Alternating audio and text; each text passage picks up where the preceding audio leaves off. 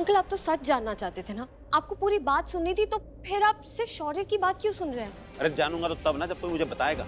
ना तुम लोग कुछ बता रहे हो ना मेरा परिवार, कोई बताने के मूड में नहीं। सिर्फ अब भी खड़े होकर के दूसरे से लड़ रहे, बता कोई कुछ नहीं रहा है।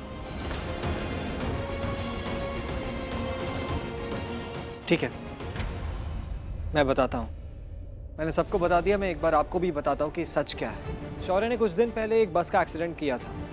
उसमें बहुत सारे लोग थे, बहुत सारे मासूम लोग, जिसमें से मेरी मासी भी थी।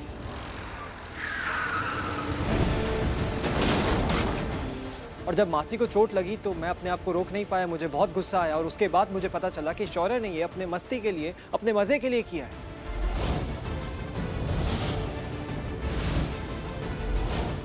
मैंने वहां पर पुलिस बुलवाई, शौर्य को अरेस्ट करवाया, लेकिन उसके बाद शौर्य छूट गया। और छूटने के बाद उसने मेरा एक्सीडेंट करने की कोशिश की। और रही बात पलकी की, तो शौर्य ने एक बाइक को ठोक दी थी, पलकी भी वहां पर थी। तो वहां के ट्रैफिक इंस्पेक्टर ने वहां के लोगों से पूछा कि शौर्य ने उस बाइक का एक्सीडेंट किया है या नहीं। पलकी ने सिर्फ सच कहा, उसने कहा कि हाँ शौर्य ने एक्सीडेंट किया है। लेकिन उसके बाद शौर्य नाराज हो गया। उसके बाद पलकी एक ज्वेलरी शॉप में गई तो शौर्य पीछे पीछे वहां पर पहुंच गया और उसने चुपके से एक नेकलेस उठा के पलकी के बैग में डाल दिया।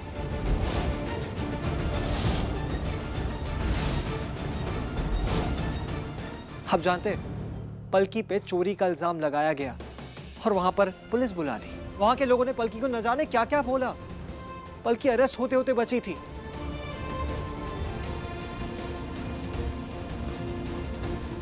लेकिन इतना काफी नहीं था, शौर्य को तो बदला लेना था।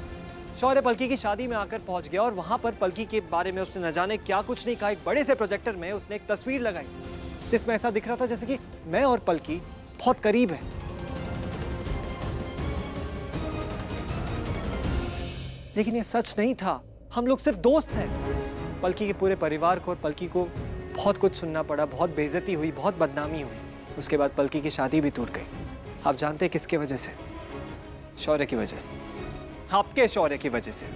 अगर मुझसे उस बस का एक्सीडेंट हुआ तो वो इसीलिए हुआ बिकॉज वो बस का ड्राइवर मुझसे पंगे ले रहा था। गलती उसी की थी।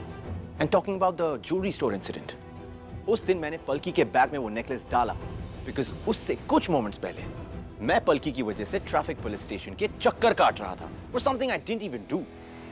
And talking about your wedding, the grand wedding, Palki की शादी में मैंने सिर्फ वही कहा जो केतन के बॉस ने मुझसे कहा था।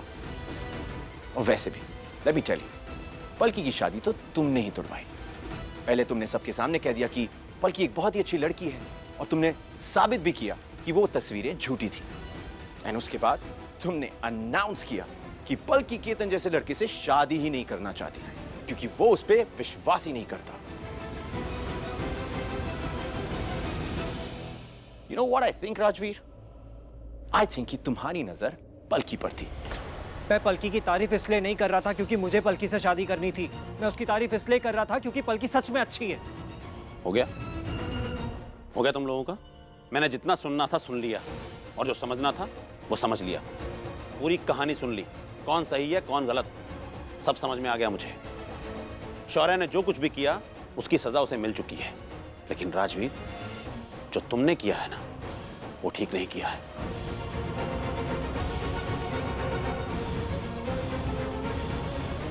तुम्हें कानून को अपने हाथ में लेने का कोई अधिकार नहीं था। तुम्हें किसी ने अधिकार नहीं दिया था कि तुम शौर्य की जान को खतरे में डालो। लेकिन तुमने जो कुछ भी किया है उसकी सजा तो तुम्हें मिलकर रहेगी।